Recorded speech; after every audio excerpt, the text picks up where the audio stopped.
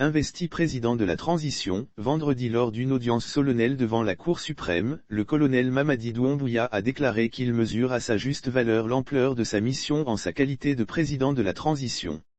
Le tombeur d'Alpha Condé, dans son discours, a souligné l'impérieuse nécessité d'apporter un changement. La République Guinée a connu depuis le 5 septembre un changement politique suite à la prise du pouvoir par l'armée. Ceci est consécutif à une longue crise sociopolitique à laquelle le pays était confronté. Il rappelle que lors de sa première adresse à la nation, il a largement expliqué à l'opinion publique nationale et internationale les motifs à l'origine du changement intervenu et décliné en même temps les axes prioritaires que le Comité national du Rassemblement pour le développement, CNRD, s'est fixé dans sa mission de rassembler les Guinéens.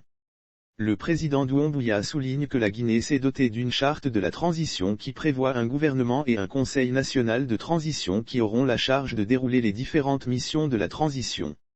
Selon le tombeur d'Alpha Condé, les missions de la transition se résument essentiellement à la rédaction d'une nouvelle constitution, la refondation de l'État, la lutte contre la corruption, la réforme du système électoral et la refonte du fichier, l'organisation des élections libres, crédibles et transparentes, la réconciliation nationale.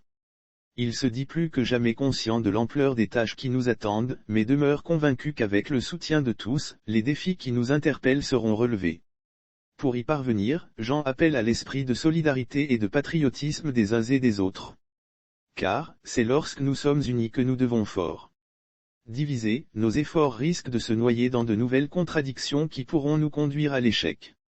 Il promet d'engager l'ensemble des organes de transition qui seront mis en place à veiller à la réalisation effective de leur mission.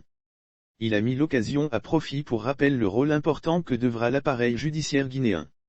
L'indépendance et l'impartialité de la justice constituent un impératif afin d'instaurer la crédibilité de notre État et recréer la confiance dans l'institution judiciaire, souligne-t-il. Il a réaffirmé par la suite l'engagement du CNDR à respecter tous les engagements nationaux et internationaux auxquels le pays a souscrit, avant de s'engager à œuvrer pour le raffermissement des relations d'amitié et de coopération avec tous les pays partenaires de la Guinée.